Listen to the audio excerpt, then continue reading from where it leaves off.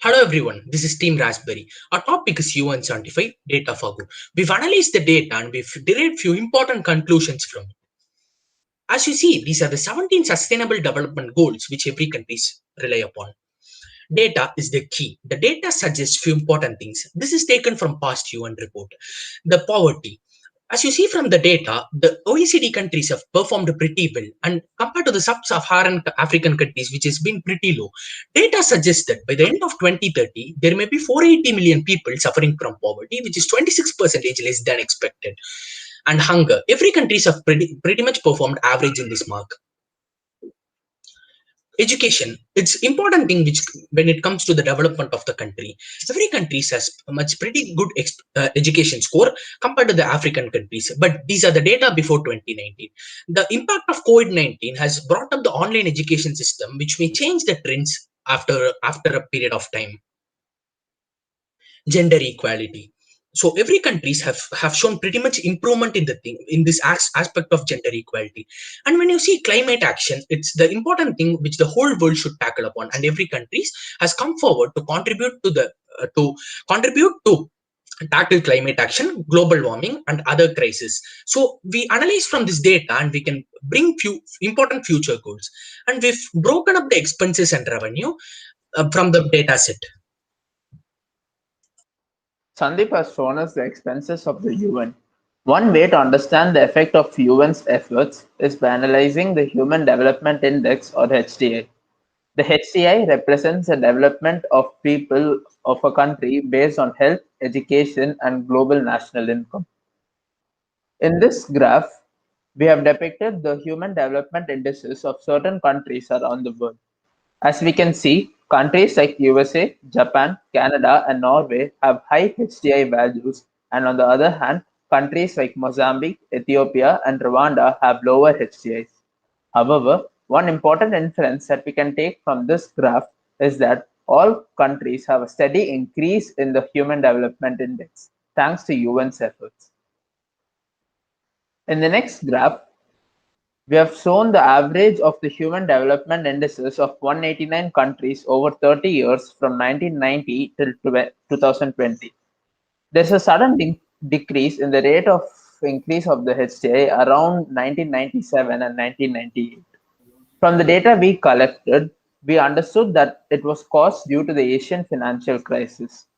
The Asian financial crisis affected the entire world.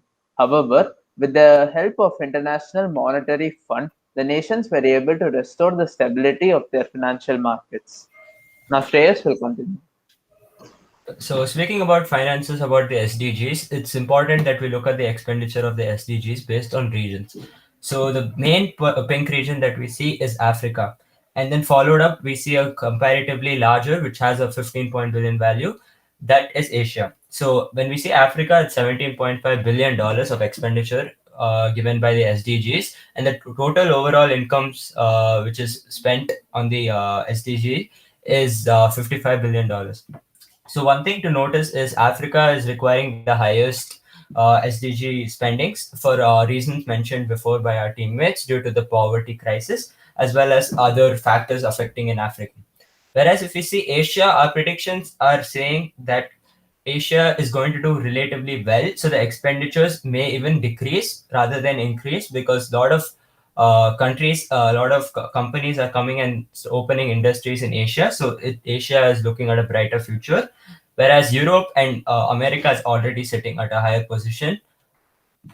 Now, if you look at the average SDG index determines how well a country is doing in terms of attaining the SDG goals, with 0 being the worst and 100 being the best. So here is the pre-COVID and post-COVID analysis of it. The lighter graphs show the post-COVID analysis and the darker graphs show the pre-COVID analysis. So as we can see, all the countries, all the continents have a massive drop, whereas Africa has the most drop with roughly 0.72%. Our model has predicted this for all the countries, followed up by Middle East and North African countries, which are also expecting a relatively low drop. People are the ones representing the government of their country. People's opinion matter a lot. Here we have analyzed the massive survey data and brought insights on it. How important or not is it for the countries to work together to manage the above trends? This was a question given in the survey. From the data, we can see that India is more likely to work together with other countries. And as the world is entering the phase of post-COVID, this might be a boost for the Indian economy. How COVID-19 changed your views on cooperation between countries? Half the people have given a green flag that there is the cooperation between the nations is increasing, which is the motive of UN for the countries to unite and to have a better place to live in.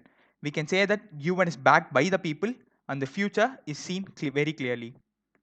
So here we have made our initiative to decode decode complex data into much simpler form and then to get insights out of it.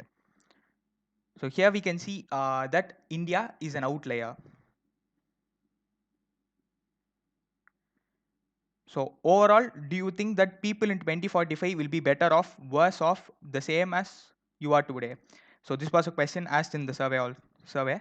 So the positivity shown by half the population is seen here. The UN has done its best to bring a better 2045. Thank you.